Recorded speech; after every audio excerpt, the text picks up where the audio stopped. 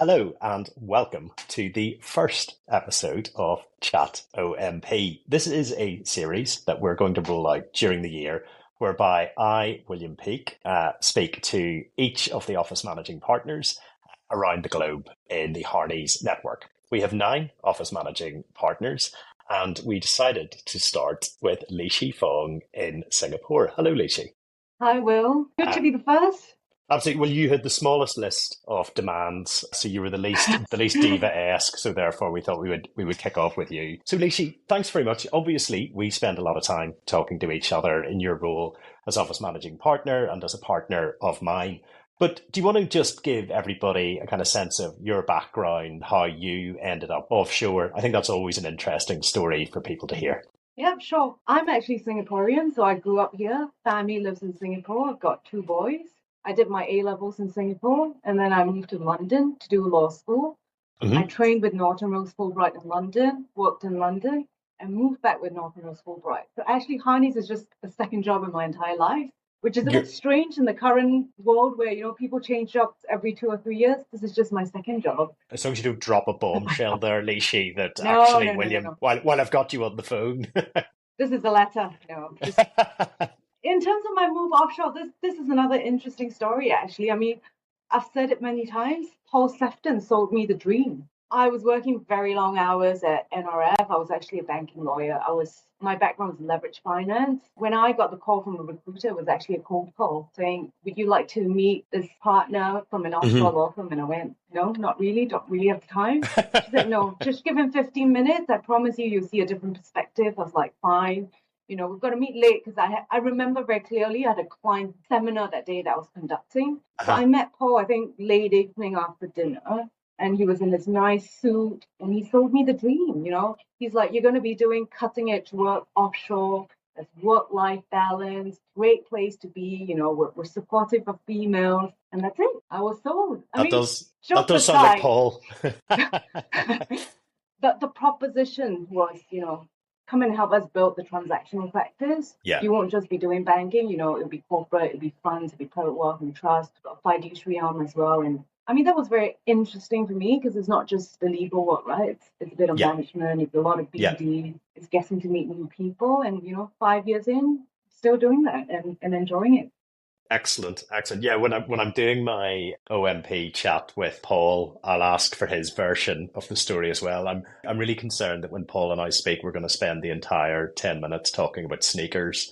So we need to keep it absolutely professional. So obviously, as a Singaporean, there is nobody better to ask than you as to why Singapore is that cutting edge offshore center and why is Singapore a place that just so many people enjoy living in and gravitate towards? I think credit goes to our government. In Singapore, we've got no natural resources. So the only Mm, thing we have is the government and our people.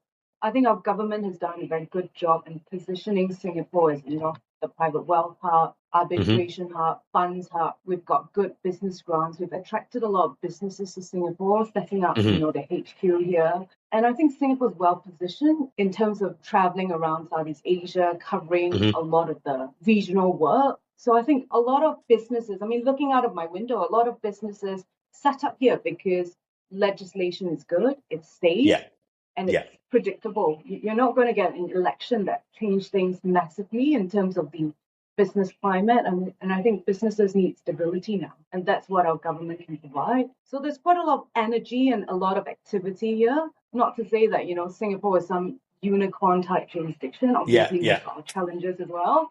But it's nice to see, people coming here and trying to do things here and conferences being held in Singapore, multi-day conferences. I think that's yeah. quite a big thing that happened during COVID and after COVID. So I think the vibe now is quite good.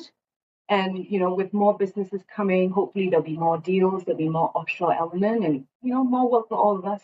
Yeah, absolutely. And what's Singapore like as a kind of city to live in terms of, its culture, its restaurant scene, its kind of vibrancy? Anytime I've visited, I've just absolutely loved it. But that's kind of like the visitor experience. So what's it like kind of day to day living there? We always joke about it as a Singaporean. If you're young and free, you go to Hong Kong. You've got a good nightlife. It's more exciting, or in the Singaporean term, it's Yeah. more happening. Yes. But Yes. when you grow up and you have a family, you've got kids, Singapore it's good because it's safe. You don't feel Yes. like you can't walk out at night and be alone. We've got a good education system here. Singapore is multiracial, so you don't, regardless of where you come from, you'll be able to find, your clique in Singapore. And I think that's Yes. what people like. We've got a Dutch community, German community, Japanese community, Korean community. It's very diverse, and with English you pretty much get around everywhere, taxi drivers, hawker centers. So it's really that. I think restaurant scene, we're amazing now. We've got a lot of good restaurants. You can live it up in Singapore, and then you can go cheap as well, and then Yeah. there's the in between. A lot of people like Singapore for that, the variety and the stability. Yeah. Yeah. I remember when I was on my kind of obligatory year out, I stopped off in Singapore for a couple of days and obviously had to go to Raffles Hotel for a Singapore sling. And I just remember Yeah. handing over my emergency credit card to pay for two Singapore slings, and they poured them out of a jug. And I was like, this is the most disappointing experience I've ever. I thought this was going to be, a real bit of showbiz. And just in terms of, obviously you have a hugely busy practice. You've got your family life. You're the office managing partner of. How do you juggle all of those competing interests? People talk about work-life balance. I think for me, it's really work-life integration. Every family is Yeah, yeah, different, and you interesting. just Yeah. you just make it work. I mean, there's no balancing. The reality is work is a big part of my life. I enjoy Hmm. it, Hmm. but then I've got a village helping with the kids. I've got a very good team in Singapore. And I Yeah. think, we're in a very privileged position in Singapore where it's a small office. We've got 25 people. Everyone work well as a team. We help each other. Hmm. We BD for each other, regardless of whether or not you're a partner, Yeah. you're an associate, you're a support staff. Everyone knows what we do. They go out, they meet friends, they talk about it. And I think that helps. I mean, I can attend a litigation meeting, the litigation guys can attend a trans meeting, and after that we Yeah. share notes. So we work as a team in Singapore, and that really helps with the whole juggling. I mean, Absolutely. Yeah. to be fair, the admin is just the admin. You've just got to do it. So, let's sleep, Yeah. doing some stuff on weekends, just clear it, I guess. Yeah. It's so that's actually really I've never thought of it that way, of the integration point, and it does take a village both to do your work and to raise your family. So it's a really interesting way of looking at it. So my final question is one that I think I've just stolen from the Financial Times, from an article that I read.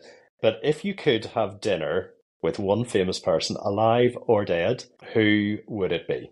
This is quite a tough one. These are I the think hard right now, questions that you're going to get asked yeah, on Chat OMP, Lishi. yeah, This is no yeah. easy ride. I know, I thought about it. I think at this point in time, I would quite like to have dinner with Michelle Obama. I recently listened to a podcast when she was, being interviewed on a new book. I think she's got quite interesting perspective on a lot of things that may relate to me. I mean, not saying that life as an OMP is like the first lady, but the struggles of knowing too much and yet maintaining, that positive outlook to the outside Yeah, world. yeah, that's You know, brilliant. Yeah, how do you so true. keep calm when everything is going crazy around you? I think a huge part of that is the kind of work we do, right? We get a lot of information from, the partnership, and yet you open the door after the Zoom call and you've got to, you know, make sure you're calm, make sure you're It, collected, and present it to the firm as something positive. And sometimes you're just freaking out internally, right? yeah, well, It's that's it. not that easy all the time. It's so true. I think that for me as well, the real challenge of being a managing partner is holding the tension and then walking out, as you say, and people making, oh, Leishi's in brilliant form. Things are going well. That's really, really good. Well, mine would probably be Barack Obama. So I'll see if we can line up a four ball, Leishi, and take Yeah, it from that's there. where we can have dinner, and I'm sure they can invite, some of your friends, and then we've got a full table of, Yeah, yeah. interesting guests. Yeah, we'll be absolutely well set. Well, Nishi, thank you so much for that. I really enjoyed it actually, and I think it's giving people a really good insight as to the Singapore office, you, and the kind of global approach that Harneys is taking to these issues. So thank you very much, and we shall talk in 9 months, which is the full loop around to when you come back on the Chat OMP. The excitement. Thank you for having me. Thanks, Nishi. Talk soon.